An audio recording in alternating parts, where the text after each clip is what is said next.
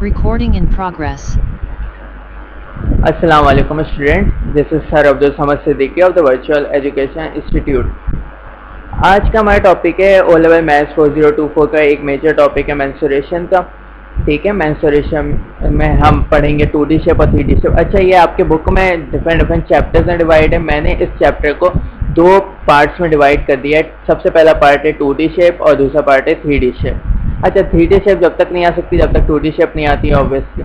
तो हम सबसे पहले पढ़ेंगे 2D शेप्स के बारे में। अच्छा, 2D शेप्स में आप डील करेंगे related to parameter and area. आपसे ऑब्जेक्ट का वो पैरामीटर पूछेगा या फिर आपसे एरिया पूछेगा।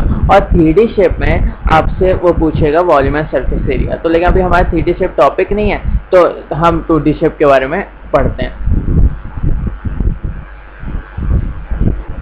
Recording stopped.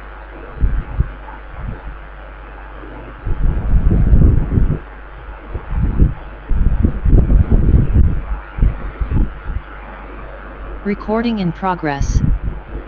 अच्छा, तो मैं कहाँ पे था कि पैरामीटर और एरिया पढ़ेंगे।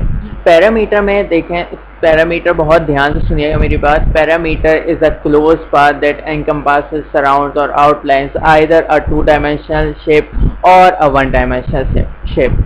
ये हमने इसका डेफिनेशन देख ली, लेकिन अगर इसे उर्दू में समझना चाहें तो इस तरह समझ लें, किसी भी चीज़ की बाउंड्री, मतलब जो आपको बाहर से उसकी बाउंड्री दिख रही है ना, that's what it is a parameter.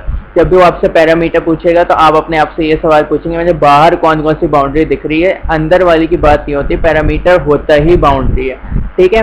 Area कितना अमाउंट एक कोई भी ऑब्जेक्ट, कोई भी चीज़, कोई भी थिंग ऑक्यूपाई कर रही है। ठीक है, ऑब्जेक्ट चीज़ और थिंग एक ही चीज़ है। अच्छा, अब यहाँ पे हमारे पास कुछ शेप्स आ जाती हैं जो आपके सिलेबस में। मैंने यहाँ शेप्स बना के दिखा दी हैं। इट्स नॉट दैट कि आप लोगों को ये पता नहीं होगा, आप लोगों को पता होगा, ऑब्वियसली बचपन से पढ़ते हुए आ रहे हैं शेप्स का। लेकिन किसी को ना पता हो तो कोई ऐसा मसला नहीं है, यहाँ पे देख लें। स्क्वायर में हमने क्या पढ़ा था कि स्क्वायर में हमेशा सारी साइड्स इक्वल होती हैं। अगर मतलब ये 4 सेंटीमीटर है, ये 4 सेंटीमीटर है, तो ये भी 4 सेंटीमीटर होगा, और ये भी 4 सेंटीमीटर होगा, और ये भी 4 सेंटीमीटर होगा। तो हमने ये पढ़ा था रिलेटेड टू द स्क्वायर। अब आते हैं हम, इसको ज़रा मैं मैग्नीफाई कर लूँ, रेक्टेंगल पे। रेक्टेंगल में हमने क्या पढ़ा था कि अगर रेक्टेंगल में ये इसकी लेंथ अगर 4 सेंटीमीटर है तो इसकी भी सेम होगी, और इसकी लेंथ अगर 8 सेंटीमीटर है तो इसकी भी 8 सेंटीमीटर होगी। ये हमने पढ़ा था रिलेटेड टू द रेक्टेंगल। अब रेक्टेंगल में मतलब यूँ समझ सकते हैं कि लेंथ की साइड वो सेम होगी, लेंथ सेम होगी। मतलब अगर कोई लेंथ और ब्रेथ होती है ना रेक्टेंगल में, तो आमने सामने वाली साइड्स की लेंथ सेम होती है। अच्छा, जिन बच्चों ने, एक बात बता दूं यूट्यूब स्टूडेंट जो आप लोग मेरी रिकॉर्डिंग देख रहे हैं, अगर आप लोगों ने मेंसुरेशन लेक्चर 1, 2, 3, 4 देखा था जो पुराना डाला था, तो इस रिकॉर्डिंग को स्किप कर लें, डायरेक्ट 3D शेप से शो कीजिएगा, जो कि मैं इंशाल्लाह जल्दी डालूंगा। और अगर आपने नहीं देखा था तो आप फिर यहाँ से देख सकते हैं। ये मैं मिटाता जा रहा हूँ क्योंकि ये रफ वर्किंग है सारी। ट्राइंगल में कोई भरोसा नहीं है, हो सकता है 2 साइड सेम हो सकते 3 साइड सेम हो सकता है सारी लेंथ में डिफरेंट हो। अच्छा, अब ट्राइंगल का यहाँ सुनते चलें। इट्स नॉट दैट कि it's a topic, part of the topic, लेकिन आ जाता है, अक्सर ऐसा होता है कि पार्ट आ जाता है ट्राइंगल के एंगल वगैरह के बारे में, क्योंकि मेंसुरेशन में ट्रिग्नोमेट्री भी इस्तेमाल हो जाती है, अक्सर ऐसा होता है। ट्राइंगल में हमने बच्चों ये पढ़ा था कि 3 ट्राइंगल की क्लासिफिकेशन होती है। मतलब एक classification with respect to the angle and एक classification with respect to the side length, मतलब लेंथ ऑफ ईच साइड।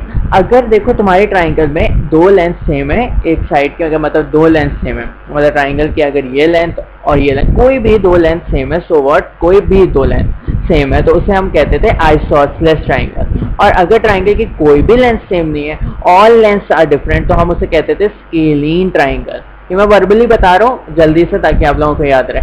और अगर ट्राइंगल की सारी साइड सेम होती थी तो क्या कहते थे हम, इक्विलेटरल ट्राइंगल। ये तो हो गई classification with respect to the length.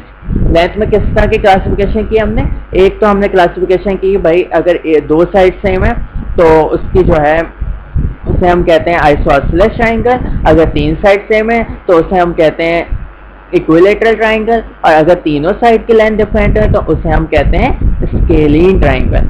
अब हम इसके बाद हमने पढ़ा था classification with respect to the angle. अच्छा, अब classification with respect to the angle क्या पढ़ा था हमने, अगर इस तरह का ट्राइंगल है, अंदाजा होना चाहिए ट्राइंगल को देख के इस तरह का ट्राइंगल है, तो एक बेसिक जिसकी माशाल्लाह से मैथ अच्छी होगी वो समझ जाएगा कि तीनों एंगल इसके एक्यूट हैं। तो क्योंकि एंगल तीनों एक्यूट है तो ये कहलाएगा एक्यूट एंगल ट्राइंगल।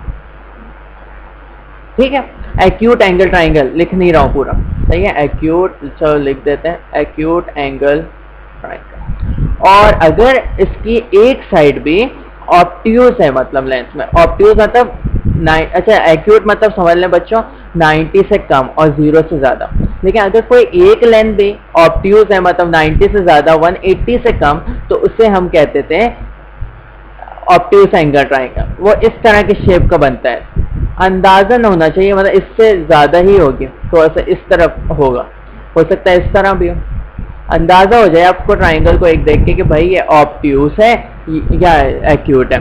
इसके बाद हमने पढ़ा था राइट एंगल ट्राइंगल, जो कि ट्रिग्नोमेट्री में बहुत इस्तेमाल होता है। राइट एंगल ट्राइंगल में एक एंगल 90 डिग्री होता है।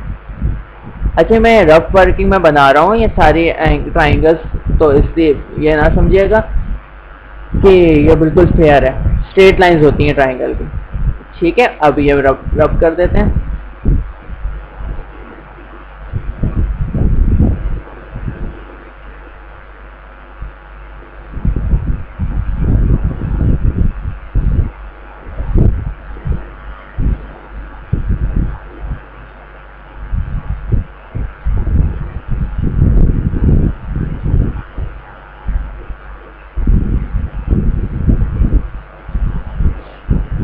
अब नहीं हो रहा, एक मिनट रुको। हाँ, अच्छा, इसके बाद हम आते हैं अब सर्कल पे। ट्राइंगल में ज़्यादा स्पेसिफिकेशन है, सर्कल में भी यही है। रेक्टेंगल और स्क्वायर का तो आपको इससे बेसिक ये पता होना चाहिए। अच्छा, रेक्टेंगल स्क्वायर में मैंने एक चीज़ बताना भूल गया कि भाई इसका जो है ये 90 डिग्री होगा, ये याद रखिएगा कि इसके सारे एंगल 90 डिग्री होते हैं।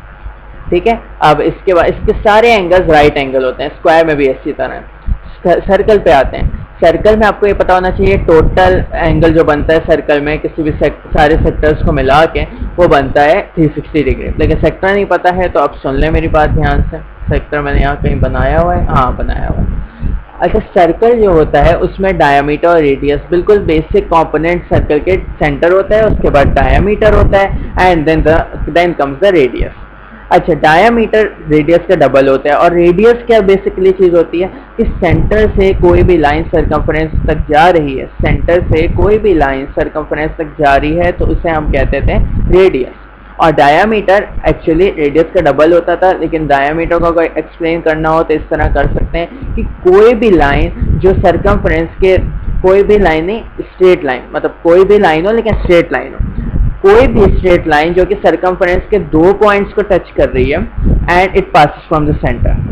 Any straight line which is touching 2 points on the circumference and is passing from the center is called diameter।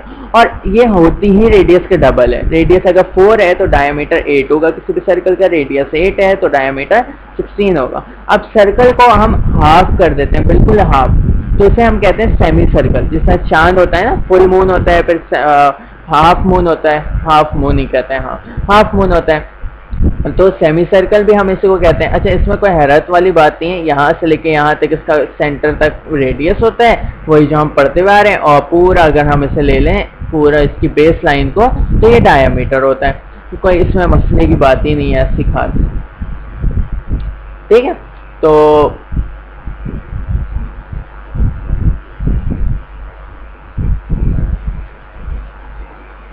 ये बात समझ आ गई। इसका बहुत काम है, डायमीटर और रेडियस होता है सेमी सर्कल की बेस। अभी याद रखिएगा, बताता हूँ आगे। इसमें देखिए मैंने लेबल किया हुआ है, पिज्ज़ा खाया ही होगा सबने। पिज्ज़ा सर्कल में होता है, उसमें स्लाइसेस होती हैं, 8 स्लाइस का होता है लार्ज पिज्ज़ा। ठीक है, 8 if I am not wrong, different जगह चेंज भी हो जाता है। तो हम स्लाइस में अगर स्लाइस की बात करें ना, पिज़्ज़ा की स्लाइस की, तो उसकी स्लाइस एक्चुअली जो आप कॉर्नर्स देख रहे होते हैं उसका वो रेडियस होते हैं। हमेशा जब भी आप सेक्टर निकालते हैं किसी भी सर्कल का पीस, तो उसकी जो लाइंस होती हैं, जो उन्हें ये दो लाइंस होती हैं, ये मेरा दिख रहा होगा आपको पॉइंटर, ये दो लाइंस जो होती हैं ये they are always the radius. और एक सर्कुलर लेंथ होती है, मतलब स्ट्रेट लाइन नहीं होती बल्कि सर्कुलर लेंथ होती है, जो कि सर्कमफ्रेंस होती है सर्कल का। अच्छा, सर्कल में एरिया तो वही चीज होती है, सर्कमफ्रेंस क्या होती है, जो ब्लू कलर की लाइन देख रहे हैं ना, ग्रीन कलर की नहीं बात कर रहा ना, इस रेडियस की, ये ब्लू कलर की पूरी लाइन ट्रेस करते हुए देख रहे हैं, this is what it is called as circumference. ठीक है, ये मैं रब करता जा रहा हूँ ताकि नोट्स मिले, साफ और शफाफ नोट्स मिले, जिसको भी चाहिए हो। ये बात समझ आ गई मेरी? देख लें, एक मिनट देख लें। अच्छा, हम इसकी बात करते हैं आर्क। देखें, अब जब इस सर्कल में से हमने एक हिस्सा निकाल लिया तो उसमें दो तो लेंथ आ गई रेडियस की, और एक लेंथ जो कि सर्कुलर है उसे हम कहते हैं आर्क लेंथ। ठीक है, ये याद रखिएगा जो चीज़ें बता रहा हूँ। और जो दोनों रेडियस के दरमियान का एंगल बन रहा होता है उसे हम कहते हैं थीटा। अब थीटा इस तरफ भी हो सकता है और थीटा इस तरफ भी हो सकता है, वो मैं बताऊंगा किस केस में किस तरह यूज होगा। सर्कमफ्रेंस देख लिया होगा सबने। स्पेलिंग मिस्टेक और सर्कमफ्रेंस का तो कोई ऐसा इश्यू नहीं है, मैथ्स पढ़ा रहा हूँ तो इस स्पेलिंग मिस्टेक को ना देखिएगा। सर्कमफ्रेंस पता होगा, बहुत बेसिक चीज़ें बता रहा हूँ, जिनको आता है वो 1.5 की एक्स की स्पीड पे देख लें ताकि बस एक क्विक रिवीजन हो जाए। थीटा बता दिया। अब इसके बाद आती है ट्रेपीजियम एंड पैरेललोग्राम। पैरेललोग्राम बहुत बेसिक चीज़ है। बेसिक चीज से क्या मेरा मतलब है कि पैरेललोग्राम में आपकी जो रेक्टेंगल होती है ना, उसे यूं समझेंगे थोड़ा सा हमने रेल की पटरी की तरह आगे पीछे कर दिया। ये लेंथ में आपस में सेम होती है, मतलब अगर ये 10 सेंटीमीटर है इसकी लेंथ, तो ये भी 10 सेंटीमीटर होगी, बिल्कुल रेक्टेंगल की तरह। और ये 3 सेंटीमीटर है तो ये भी 3 सेंटीमीटर होगा। ये चीज़ नहीं चेंज होगी, बस ये पैरेलल हो जाएंगी। अच्छा, अब ये भी कह सकते हैं कोई बच्चे के सर ये भी तो पैरेलल है, तो इनके दरमियान में 90 डिग्री कभी भी नहीं बनेगा। अगर इनके दरमियान में 90 डिग्री बन जाता है तो ये रेक्टेंगल बन जाएंगे, और अगर नहीं होता, 90 डिग्री से छोटा या बड़ा कोई एंगल होता है और रेक्टेंगल नहीं और एक क्वाड्रिलेटरल बन रहा होता है, तो उसे हम कहते हैं पैरेललोग्राम।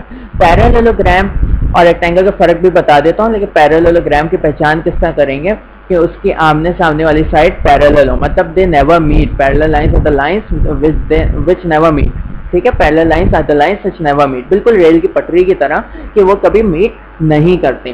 तो इसी तरह ये पैरेललोग्राम जब भी आप पहचान करेंगे ना पैरेललोग्राम के, तो इस तरह करेंगे कि इसकी जो लेंथ होंगी वो भी आपस में पैरेलल होंगी और ब्रेथ जो होंगी वो भी आपस में पैरेलल होंगी। पहली पहचान तो ये होगी। दूसरी आप फिर देखेंगे तो जो इसके 4 एंगल्स बन रहे हैं, मैं इन एंगल्स की बात कर रहा हूँ बच्चों, ये बिल्कुल ये वाले एंगल्स, ये एंगल बनेंगे, ये 90 कभी भी नहीं बनेंगे। पैरेललोग्राम में 90 कभी भी नहीं बनेंगे। अगर 90 बन रहे हैं और पैरेलल है तो वो रेक्टेंगल है। ठीक है, तो रेक्टेंगल में भी पैरेलल होती हैं, ये लाइंस कभी मीट नहीं कर सकते इसकी लेंथ और ब्रेथ की। ये बात कर ली हमने। ठीक है, और इसकी लेंथ और ब्रेथ बिल्कुल रेक्टेंगल की तरह सेम होती है। मतलब कि लेंथ इसकी सेम होगी, आमने सामने वाली साइड की लेंथ, और इसके भी आमने सामने वाली साइड की लेंथ सेम होगी। लेकिन शॉर्ट ये भी कह सकते हैं हम कि ब्रेथ भी सेम होगा इसका और लेंथ भी सेम होगी। अच्छा, अब एक चीज़ और है, हाइट इसकी। अब हाइट में इंतहा से ज़्यादा कंफ्यूजन होती है बच्चों की, तो वो मैं क्लियर कर देता हूँ। ये बिल्कुल ये फजूल चीज़ें हटा देते हैं। ये जो मैंने नोट्स बना के रखे थे आप लोगों के लिए, और इससे पहले रिकॉर्डिंग की हुई भी है इसकी, तो इशू नहीं। मिटाने का मकसद मेरा ये नहीं है कि ये असल में सिर्फ एग्जाम्पल जो देता हूँ वो हटा देता हूँ। अच्छा, इसमें बच्चों ये देख लो, हाइट इसकी हमेशा वो लेंथ होगी जो 90 डिग्रीज पे जाके मीट कर रही है। याद रहेगा, कोई भी इनके दरमियान में जो 90 डिग्री का लेंथ है, या कुछ बच्चों को शॉर्ट में ये समझ आएगा जो ट्रिग्नोमेट्री पढ़ी है, जो शॉर्टेस्ट डिस्टेंस है that is called the height. अब चाहे वो यहाँ मीट कर रही हो चाहे वो यहाँ मीट करे, हमेशा 90 डिग्री पे जाके मीट करेगी, किसी एक कॉर्नर से आएगी और 90 पे। ऐसे नहीं बना दीजिएगा कि ये हाइट है, ये भी हाइट होगी, ये भी हाइट होगी। बना सकते हैं, इसका भी बना सकते हैं। मैंने गलत बोल दिया थोड़ा सा कि ये हाइट ये भी होगी, लेकिन इन बच्चों को ये समझ आ जाता है कि किसी भी कॉर्नर से अगर 90 डिग्री पे आके मीट कर रही है वो बेस को, तो उसे हम हाइट कहते हैं। अच्छा, यहाँ पे एक चीज़ का ध्यान रखें कि बेस वो लेंथ होगी जिस पे जाके ये मीट कर रही है। अब ज़रूरी तो नहीं है इस तरह बने। अगर मैं एक एग्जाम्पल बनाऊँ, कोशिश कर सकता हूँ, स्ट्रेट लाइन नहीं बनेगी लेकिन आप लोगों को आइडिया हो जाएगा। अब यहाँ पे आके बल्कि अब ये मैंने वो हाइट बताई थी आपको, अब ये बता रहा हूँ। नहीं, हाँ, अब ये मैं कहूँ बिल्कुल सपोज कर लें एग्जैक्ट 90 तो नहीं बनाई, लेकिन ये 90 है, तो ये बेस होगी आपकी अब, और ये हाइट होगी। इसका बहुत ज़रूरी काम है, तो इसे याद रखिएगा, ठीक है। ये बनावा छोड़ देते हैं इसको। ट्रैपीजियम में बिल्कुल सेम यही सिलसिला होगा, बस ट्रैपीजियम में याद रखें कोई दो साइड्स पैरेलल होती हैं, वाकई दो साइड पैरेलल नहीं होती। अगर इसे हम मिलाएं तो ये जाके मीट कर लेंगे कहीं ना कहीं, तो इसका ध्यान रखिएगा काफ़ी कि ये मीट कर लेंगे तो ये पैरेलल नहीं है आपस में। ये मैंने आपको मीट करके दिखा दिया। और ये दोनों साइड इसमें मैंने एरो बनाए, पैरेलल लाइंस का समय सिंबल है, ये साइन है, ये पैरेलल है आपस में, सो इट्स अ ट्रैपीजियम। और यहाँ पे ये 90 डिग्री पर मीट कर रहा है, ठीक है। और ये हमारा ए है, ए किस तरह ए है, ए मतलब वो है पैरेलल लाइन की लेंथ है, ये ए लेंथ है और ये बी लेंथ है और ये हाइट है, ठीक है। सब बेस का कोई सिलसिला नहीं है ऐसा खास, क्योंकि इसका जब फॉर्मूला देखेंगे आपको खुद समझ आ जाएगा। तो ये दोनों साइड इसकी पैरेलल है और ये वाली इसकी हाइट है, ठीक है। अब फॉर्मूलास पे आ जाते हैं, सारी मैंने आपको चीज़ें वगैरह समझा दी। अब आते हैं पैरामीटर ऑफ स्क्वायर पे। 2 मिनट वेट कीजिएगा, मैं आता हूँ। Recording stopped.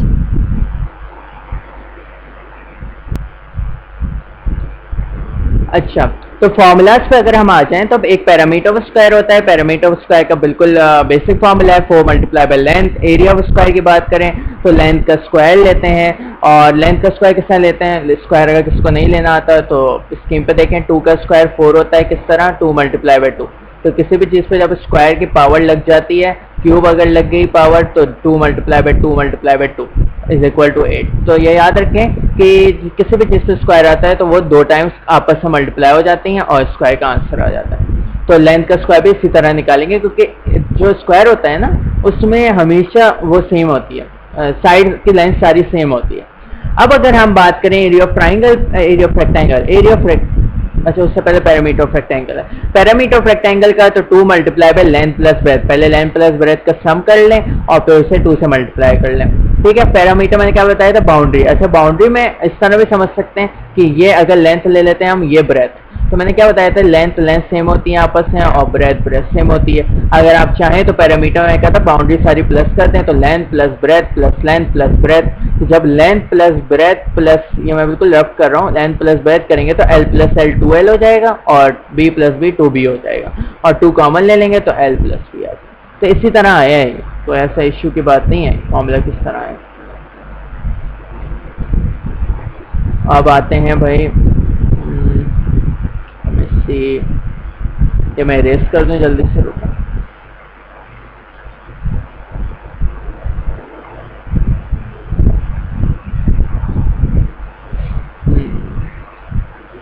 अच्छा, कहाँ तक पहुंच गए हम, पैरामीटर ऑफ रेक्टेंगल समझा दिया। अब एरिया ऑफ रेक्टेंगल में क्या करते हैं, लेंथ मल्टीप्लाई बाय ब्रेथ कर देते हैं सिंपली। अच्छा, अब उसके बाद आता है ट्राइंगल। ट्राइंगल में लिखा है A प्लस बी प्लस सी, क्योंकि बच्चों इसमें भरोसा नहीं है ना कि आपका ट्राइंगल की लेंथ 2 सेम होंगी या 3 सेम होंगी या एक भी सेम नहीं होगी। तो आप सिंपली जो भी इनकी लेंथ होती है तीनों साइड की वो प्लस कर देते हैं, आपका पैरामीटर ऑफ ट्राइंगल निकल आता है। Area of right angle triangle की अगर बात करें, राइट एंगल ट्राइंगल बता चुका हूँ, इस तरह का होता है जिसमें 90 डिग्री होता है। जल्दी से बना लेते हैं, बहुत डिटेल में समझा दिया मैंने। तो एरिया ऑफ राइट एंगल, अच्छा इसमें बच्चे कंफर्म ये हाइट है, नहीं बच्चों ये हाइपोटेन्यूज है। हाइट जब भी लेते हो तो 90 डिग्री लेते हो, सही है, तो इससे कंफ्यूज नहीं होना। तो हाइट मल्टीप्लाई बाय बेस और उसे डिवाइड कर दें 2 से। अब area of non right angle triangle मेरे बच्चों इस तरह होता है कि ये area of non right angle triangle है, इसकी आप कोई भी लेंथ ले लें अपनी मर्जी से, हाइट ले लें सॉरी, और कोई भी बेस ले लें, कोई भी बेस ले लें और कोई भी हाइट ले लें, उनके दरमियान के एंगल का साइन ले लें, साइन का रेशियो ले लें और उन्हें मल्टीप्लाई करके डिवाइड बाय 2 कर दें। मतलब अगर आप इन केस ये दोनों ले रहे हैं लेंथ और ब्रेथ, अगर ये ले रहे हैं लेंथ और ब्रेथ आ रहे हैं, मैं दिमाग से बार हाइट, ये हाइट ले रहे हैं और ये बेस ले रहे हैं, तो आपको ये एंगल लेना पड़ेगा। और इन केस अगर आप ये हाइट ले रहे हैं ये बेस ले रहे हैं तो ये वाला एंगल लेना पड़ेगा, और ये हाइट ले रहे हैं ये बेस, इनके बीच का एंगल मालूम करना होता है। हाइट और बेस कोई से भी लें, उनके बीच का एंगल मालूम करके उसे डिवाइड बाय 2 कर देना होता है। एंगल को नहीं, आपको क्या करना होता है, दोबारा सुने, हाइट और बेस कोई से भी ले रहे हैं, उनके बीच का एंगल लेंगे जिसको हम थीटा कहते हैं, ठीक है, और उसका साइन लेंगे थीटा के साथ, आपकी कैलकुलेटर में होता है, और 1/2 multiply by height multiply by base, बस सिंपल ये करना और कुछ भी नहीं करना। ये कर लिया हमने डिस्कस। अब जल्दी से आ जाते हैं आगे। अच्छा, एक कंफ्यूजन होती है बच्चों को, मैं वो भी डिस्कस कर रहा हूँ साथ में। अगर ये ट्राइंगल दिया हुआ है, ये बहुत ज़रूरी है डिस्कस करना, जिनको आता है वो भी ध्यान से सुन लें, गड़बड़ ना करें। ये ट्राइंगल है बिल्फर्स, और इसका निकालना है आपको क्या चीज़, एरिया। तो अब आप ये 90 डिग्री आपको पता है, बिल्कुल 90 डिग्री पर आके ये लाइन मीट करे, तो आपकी ये हाइट हो गई। अब बच्चे क्या करते हैं, ये वाली बेस ले लेते हैं, और ये वाली, ये बहुत बड़ा ब्लंडर है। ये भी बेस नहीं है आपकी, ये भी बेस नहीं है, और ना ये बेस है, कतई ये बेस नहीं है। बेस तो मेरे बच्चों पूरी होगी ना, ये पूरी लेंथ होगी। अगर ये ट्राइंगल ए बी सी है, ए बी और सी, तो इसकी पूरी ये बेस होगी, ठीक है। हाइट भले से ये होगी, ठीक है ना, ये वाला हिस्सा होगा बेस, ना ये दोनों मिला के होगा बेस। ये बात समझ आ गई, बहुत डिटेल में बता दिया। मिटाने का मकसद ही यही है कि नोट्स में बस वो चीज़ें हैं जो ज़रूरी हैं, ये पता होता है ना बच्चों को, और मैं अभी एग्जांपल्स करवाऊंगा तो और समझ आ जाएगा। अब एरिया ऑफ सर्कल पे आते हैं। एरिया ऑफ सर्कल में पाई आर स्क्वायर लेते हैं। पाई की वैल्यू 22/7 या फिर 3.142। याद रखें, जब भी P1 करेंगे कैलकुलेटर अलाउ नहीं होता जिसमें, तो 22/7 लें, कैलकुलेशंस में ईजी होता है, ठीक है। और 3.142 लेने की ज़रूरत भी नहीं है, जब आप कैलकुलेटर से कर रहे हो P2 में, तो आप डायरेक्ट पाई आपके होता है शिफ्ट दबा के, और मेरे ख्याल से 10 या इक्वल टू के ऊपर होता है। अभी मेरे पास कैलकुलेटर पड़ा हुआ नहीं है, अभी लेके नहीं बैठा हूँ, तो उसमें आप कर सकते हैं डायरेक्ट पाई की वैल्यू पर। और आर का स्क्वायर, रेडियस का स्क्वायर, डायमीटर दिया हो तो डायमीटर को हाफ करेंगे, रेडियस निकालेंगे और फिर स्क्वायर कर देंगे। डायमीटर का हाफ होता है रेडियस, या यूं कह सकते हैं रेडियस का डबल होता है डायमीटर। पैरामीटर या circumference of circle, parameter of circle बोलें या सरकमफेरेंस ऑफ सर्कल बोलें, बात सेम है। उसका फॉर्मूला होता है 2πr, या फिर कह सकते हैं पाई डी, ठीक है, पाई इंटू डायमीटर। वो मैं पाई डी क्यों लिया है, अगर देखें तो 2πr को हम इस तरह भी लिख सकते हैं 2r मल्टीप्लाई बाय पाई, और 2r बेसिकली हमें पता है क्या होता है, डी होता है, तो पाई डी हो गया। ये 13 मैं इसलिए लिख रहा हूँ कि अभी बस जल्दी जल्दी फॉर्मूला एक्सप्लेन कर दूँ, तो मेन बात है ये सिर्फ वीडियो आपके फॉर्मूलाज की होगी, मैं वीडियो बहुत बड़ी नहीं बना रहा हूँ। मुझे असल में चेक भी करना है कि भाई मैं माइक वाइक से काम कर रहा हूँ, ताकि पास से हमें मसला ना हो। तो पैरामीटर हो गया, सरकमफ्रेंस हो गया, एरिया ऑफ सेमी सर्कल पे आते हैं। एरिया ऑफ सेमी सर्कल में कुछ भी नहीं करेंगे, सेमी सर्कल देख लें, भूल गए हैं तो सेमी सर्कल ये था, तो सर्कल का पूरा एरिया निकाल के उसे हाफ कर देंगे, एरिया निकल जाएगा। लेकिन पैरामीटर में खास ख्याल रखना है। पैरामीटर में क्या ख्याल रखेंगे, अगर मैं यहाँ पे एक रफ सेमी सर्कल बना दूँ, तो बच्चे क्या करते हैं कि इस सर्कल का कुछ ज़्यादा ही रफ बन गया, इस सर्कल का हाफ ले लेते हैं। ये रेडियस होता है इस सर्कल का, मैं बिल्कुल रफ बना रहा हूँ, याद रखें। तो इस सर्कल का हाफ ले लेते हैं, पैरामीटर विच इज़ रॉन्ग, ठीक है। क्या होता है पैरामीटर, क्या होता है सर्कल का, ये पूरा गोल हिस्सा है ना, ये पूरा, ये अंदर की कोई चीज़ थोड़ी है। अब जब हमने ऐसा अलग किया, तो अब आपको पैरामीटर में एक तो गोल हिस्सा दिख रहा है, जो आप इसका हाफ करेंगे तो आपको सर्टेनली पता चल जाएगा। इसका हाफ करें, अगर इसका हाफ किया, नहीं एक मिनट बच्चों, मज़ा नहीं आ रहा बच्चों।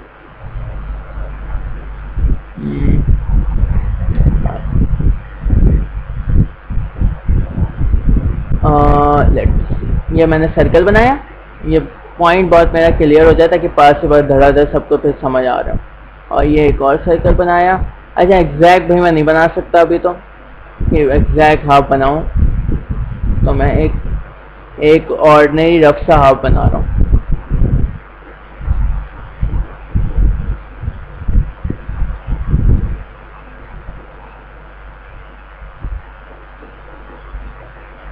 ये बना दिया, ठीक है। अब इसमें आपने ये नोटिस किया कि आप इसका 2πr लेते थे, तो आपका जो है वो आ जाता था, पैरामीटर आ जाता है। लेकिन पैरामीटर तो ब्लू वाली लाइन है ना, अब इस ब्लू वाली लाइन में इजाफा भी तो हो गया इस लाइन का, अब ये भी तो है पैरामीटर में, अब ये भी तो है पैरामीटर में पूरी, तो भाई ये भी प्लस करना जरूरी है। अब इसका हाफ करेंगे आप तो ये पूरा निकल जाएगा आपका, ये जो कर्व्ड लेंथ है पैरामीटर की। बहुत सही है, निकालना इस तरह 2 पाई आर का हाफ पाई आर, ठीक है। इसे प्लस भी तो करना पड़ेगा, डायामीटर, रेडियस नहीं डायामीटर, तो पाई आर प्लस 2r कर लें या पाई आर प्लस डी, बात सेम, ठीक है। मैंने भी देखें ये लिखा है parameter of semi circle pi r plus d या pi r plus 2r। Hopefully ये भी समझ आ गया होगा। अब आगे चलते हैं।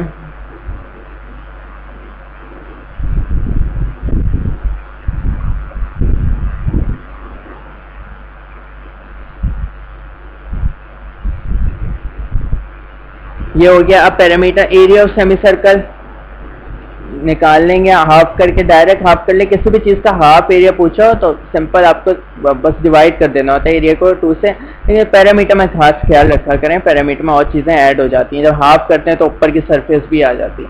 पैरामीटर में जो जो बाउंड्री आपको नजर आ रही है वो खास बाउंड्री ले लीजिएगा। ये हो गया आर्क लेंथ, ये आर्क लेंथ है, आर्क लेंथ, आर्क लेंथ ये है। आर्क लेंथ निकालने का फॉर्मूला θ/360 2 पाई आर। अब आप इट बेसिकली डिपेंड्स कि अगर आप सर्कल को कर रहे हैं डिवाइड, ठीक है, सेक्टर में, और आपसे बोला ये मेजर आर्क का निकालना जो मैंने रेड से शेड किया हुआ है, तो थीटा ये वाला लीजिएगा, रेड वाला। जूम करके दिखा देता हूँ मैंने रेड वाला थीटा कौन सा लिया हुआ, ये वाला लिया, ये थीटा दे दीजिएगा। और अगर आपको बोला है कि नहीं इस माइनर आर्क जो मैंने ब्लू से शेड की हुई है उसका आर्क लेंथ निकालेंगे, माइनर है ना, ये माइनर आर्क है और ये मेजर है। या ये तो बेसिक चीज़ है, सब बच्चों को समझ आ रहा होगा, माइनर ये है और मेजर ये है, ठीक है। तो जब भी हम सर्कल को आर्क में डिवाइड करते हैं तो उसके माइनर और मेजर आ जाता है एक आर्क में, ठीक है। अब पैरामीटर आर्क लेंथ पता चल गया θ/360, थीटा ध्यान से लेना है। अगर आपको माइनर आर्क का बोला है तो ये थीटा लेंगे, मेजर आर्क का बोला है तो रेड वाला थीटा लेंगे, सही है। θ/360 2 पाई आर, ये मुझे बताने की जरूरत नहीं है, आर पुट कर दीजिएगा, नॉर्मल आर, ठीक है। और एरिया ऑफ सेक्टर किस तरह निकालेंगे, θ/360 पाई आर स्क्वायर। याद रख लीजिएगा, ये फॉर्मूला आता नहीं है पेपर में लिखा हो। पैरामीटर ऑफ सेक्टर, वही चीज फिर बात आ जाती है कि पैरामीटर जब हम सेक्टर के निकालेंगे तो बाउंड्री में अब आर भी आ गया, तो आर प्लस आर और फिर प्लस आर्क लेंथ। तो मैंने आर्क लेंथ नहीं लिखा है, यहाँ पे आर्क लेंथ का फॉर्मूला प्लगिंग कर दिया है डायरेक्टली, तो ये मेरे कैसे समझ आ गया होगा। अच्छा, यहाँ पे अब ये मैं बहुत बेसिक चीज़ है लेकिन बता देता हूँ, θ/360 और बच्चे कहेंगे सब पाई डी लिख दें, तो भी सेम है बच्चों, 2r को हमने रिप्लेस कर दिया d से, तो it's basically the same thing. सिर्फ ये मुझे बनाऊंगा ये वाली जो है आपकी ये वाली वीडियो फॉर्मूलास,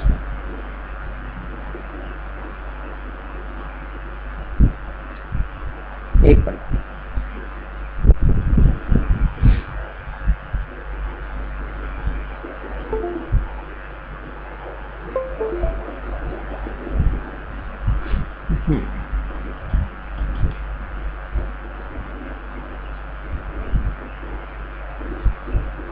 आ जाते हैं इस पर।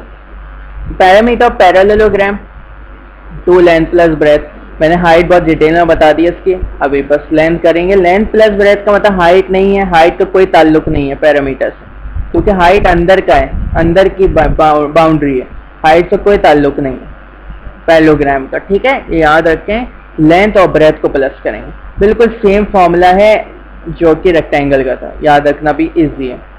लेंथ और ब्रेथ भी सेम है जो रेक्टेंगल की होती थी जिस तरह से। एरिया ऑफ पैरेललोग्राम में बेस मल्टीप्लाई बाय हाइट करेंगे। बहुत बच्चे लेंथ मल्टीप्लाई बाय ब्रेथ कर देते हैं, which is certainly a wrong thing to do.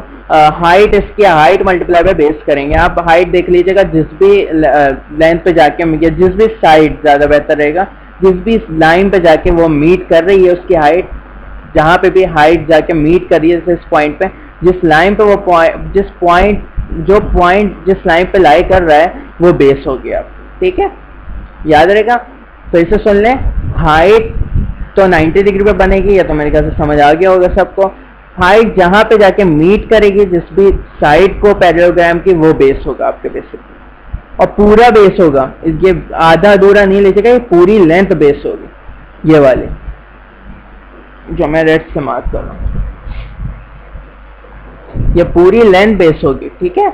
ये ऐसा नहीं होगा कि यहाँ वाली सिर्फ बेस हो या यहाँ वाली, ठीक है, इसका ध्यान रखिएगा, बहुत बच्चे गड़बड़ कर देते हैं। पूरी बेस होगी, वही ट्राइंगल वाला हिसाब की, जब बेस लेंगे तो बेस तो पूरी वो लेंथ होगी जो आपको दिख रही है, जहाँ पे हाइट जाके मीट कर रही है। ये हो गया, ये हो गया, सही है। पैरेललोग्राम का ये बता दिया एरिया। पैरामीटर ट्रेपेजियम में वही वाला हाल है जो इसका ट्राइंगल का था, सारी लेंथ की बस, सारी साइड की जब बस लेंथ प्लस करते हैं, सारी साइड की लेंथ प्लस करते हैं सिंपली, आपको पैरामीटर पता चल जाएगा। और अगर हम बात करें एरिया ऑफ ट्रेपेजियम की, तो 1/2 मल्टीप्लाई बाय हाइट, हाइट वही होगी 90 डिग्री पे मीट करने वाली लाइन, 90 डिग्री जरूरी है हाइट के लिए, यहीं पे नहीं 3D शेप पे भी 90 डिग्री इज द की, कि हाइट जो होगी ना, हाइट हमेशा 90 डिग्री में मिलेगी। हाइपोटेन्यूज अलग चीज है, स्लैंट हाइट अलग चीज है, वो सब अलग है। हाइट जिसमें हाइट आ गया वो 90 डिग्री पे है, ठीक है। और अगर बात करें हम एरिया ऑफ ट्रेपेजियम की, तो 1/2 multiply by height multiply by sum of parallel side. Parallel side ये है दोनों, ए और बी, सही है, बी नहीं लिखा है मैंने, ये दोनों साइड पैरेलल है जहाँ पे एरोज दिखाए मैंने, बस उनका सम कर दें और मल्टीप्लाई करके निकाल लें।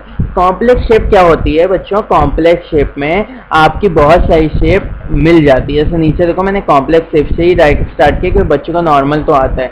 कॉम्प्लेक्स शेप में सारी शेप्स आपस में मिल जाती हैं। देखो बहुत सारे रेक्टेंगल, ट्राइंगल इसमें है कि एक खुद एक शेप है लेकिन हम इस शेप को आइडेंटिफाई नहीं कर सकते, इट्स अ कॉम्प्लेक्स शेप, ठीक है, इसलिए नाम दिया इसे कॉम्प्लेक्स शेप का। काफी बुकों में नहीं मिलेगा कॉम्प्लेक्स शेप, जॉइंट शेप मिले शायद या कॉम्प्लेक्स प्रॉब्लम्स मिले, लेकिन मैं इसे कहता हूँ कॉम्प्लेक्स शेप। इसमें बहुत सारी शेप्स मिल गई हैं, एक रेक्टेंगल, एक ये रेक्टेंगल, एक ये रेक्टेंगल, बहुत सारे रेक्टेंगल मिल गए। इस तरह रेक्टेंगल, स्क्वायर और सर्कल भी मिल सकते हैं, वो भी एक कॉम्प्लेक्स शेप कहलाएगा।